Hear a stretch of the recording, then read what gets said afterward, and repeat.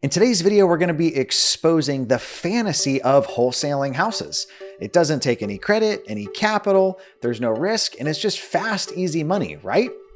Wrong. That couldn't be further from the truth. In today's video, we're going to talk about it. Let's dive right in.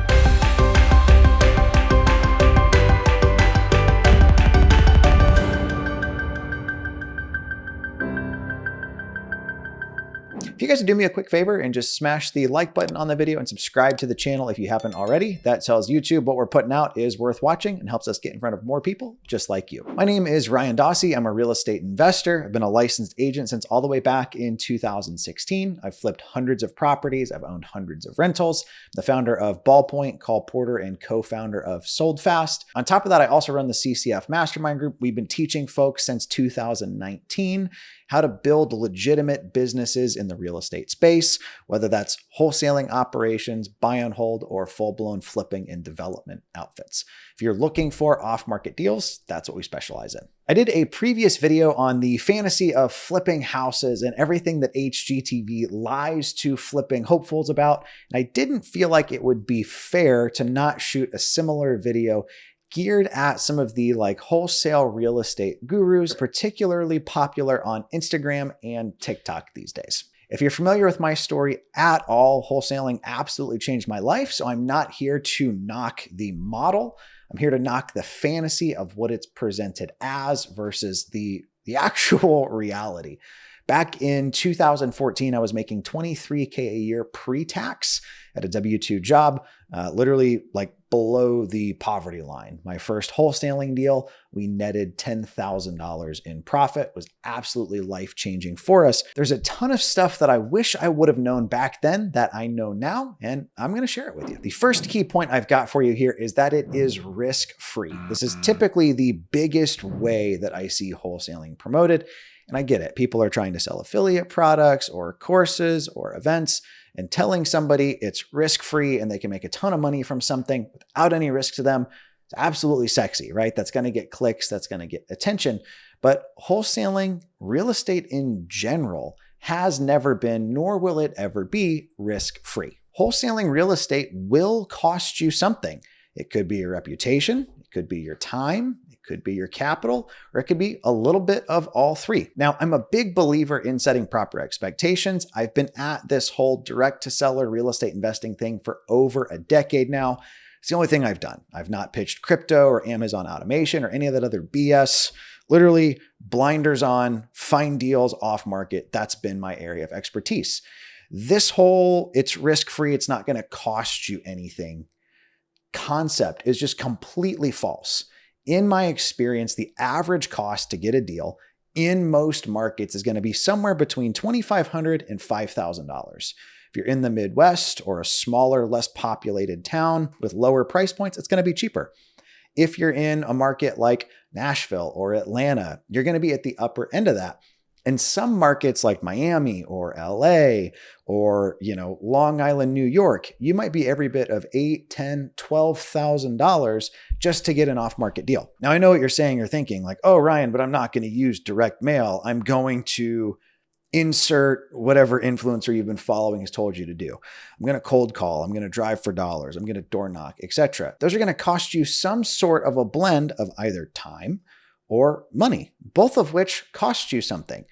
If you have a day job and you're doing this as a side hustle, you're cutting into precious time with friends, family, hobbies, things of that nature. Not that it's not worth prioritizing changing your life financially, but there is a cost, there is a risk there. Even if you're cold calling and smiling and dialing with something great like Deal Machine that gives you unlimited data and a super slick dialer for relatively cheap, you're likely going to spend a solid amount of hours sitting there cold calling. We currently have a caller that's working for us on some of our return to senders and some niche lists, only reaching out to people that aren't on the do not call list. And he's been at it for 4 months and we've yet to convert a deal. Now we have leads, we have opportunities we're working, but that's 4 months that we've been paying this guy, or 4 months of a lot of hours somebody like you would be putting in if you were in my market, to not have anything to show for it yet. That's a large cost. I think one of the worst potential risks that we have here is your reputation. If you're wholesaling, like a lot of these gurus recommend, you're pretending you're the cash buyer, you're using verbal gymnastics to try to get the deal done, things like partner approval, inspection contingencies, so I can just cancel if I can't find a buyer.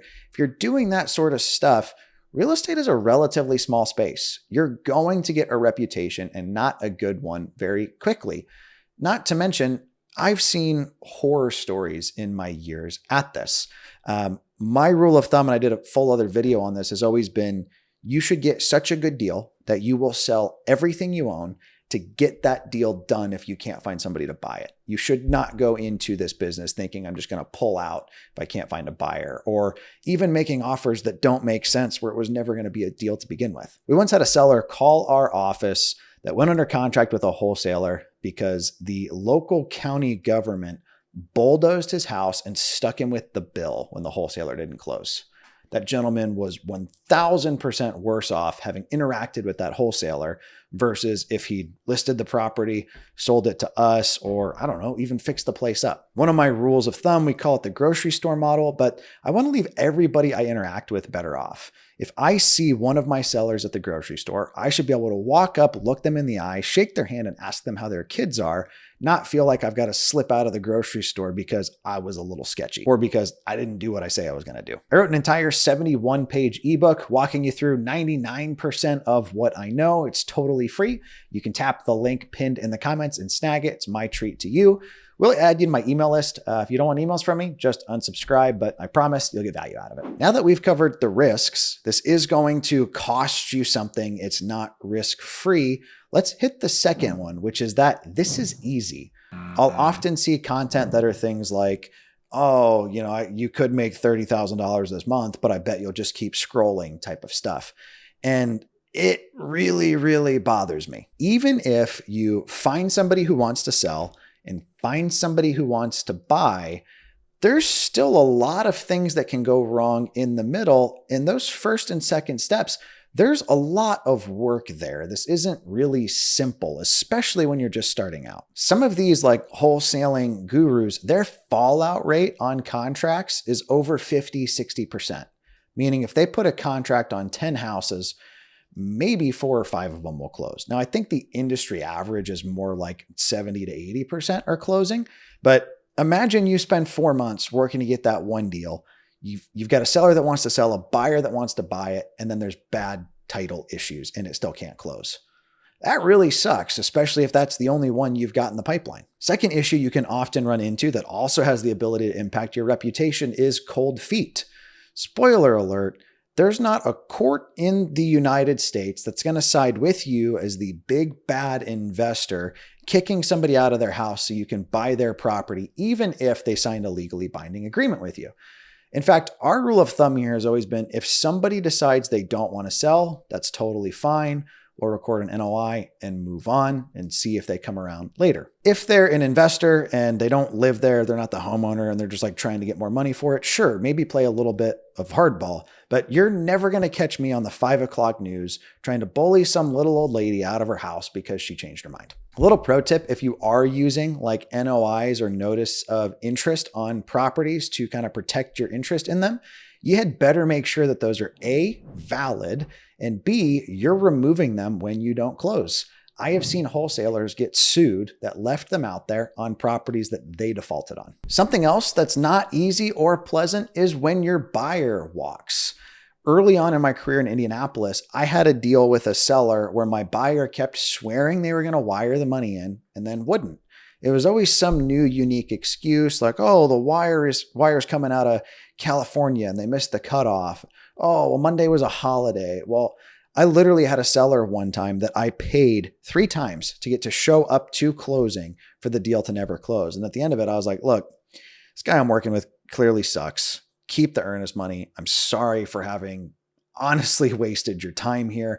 I don't know what else to tell you. Notice I was able, though, to have that tough conversation because there'd been full transparency in who I was, what I was doing, and what was going to happen to the property.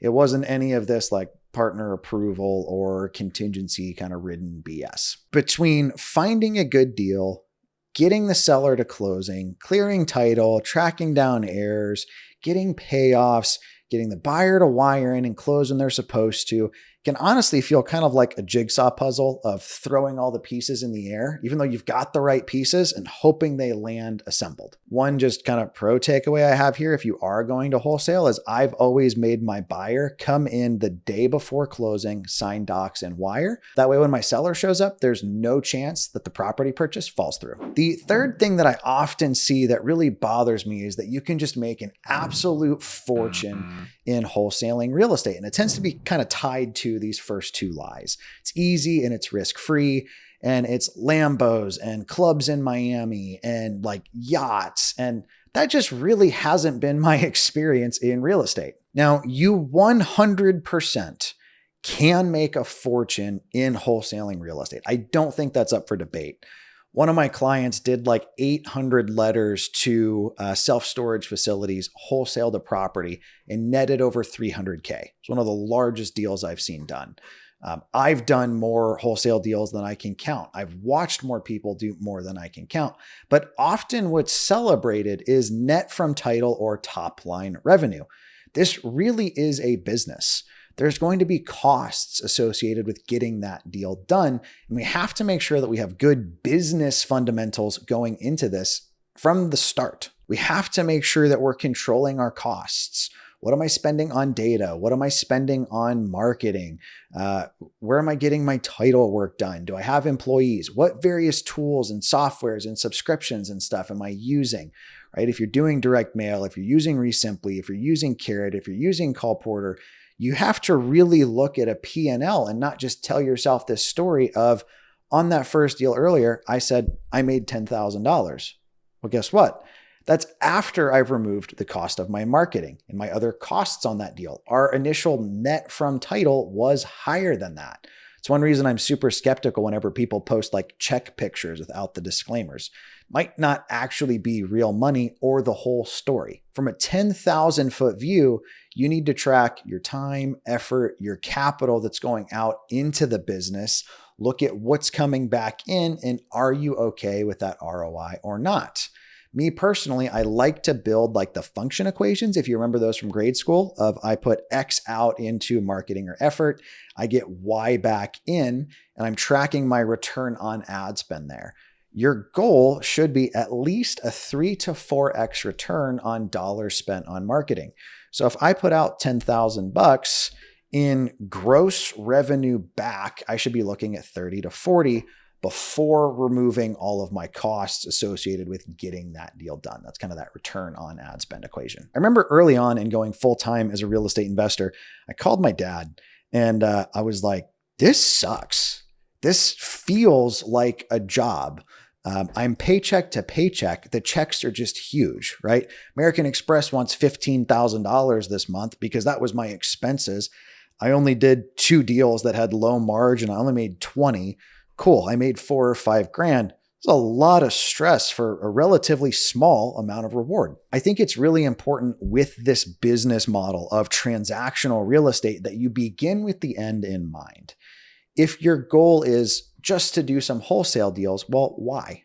What are you using that capital for? Early on, I would take that capital and I would turn it into down payments on rental properties. A lot of the people I know of that have like very successful wholesaling companies are running at large volumes with large overheads, or it's just a very, very well-paying job or a very, very small business. I 100% have friends and men and women I've worked with in CCF that are netting multi-6 and even 7 figures a year. But guess what?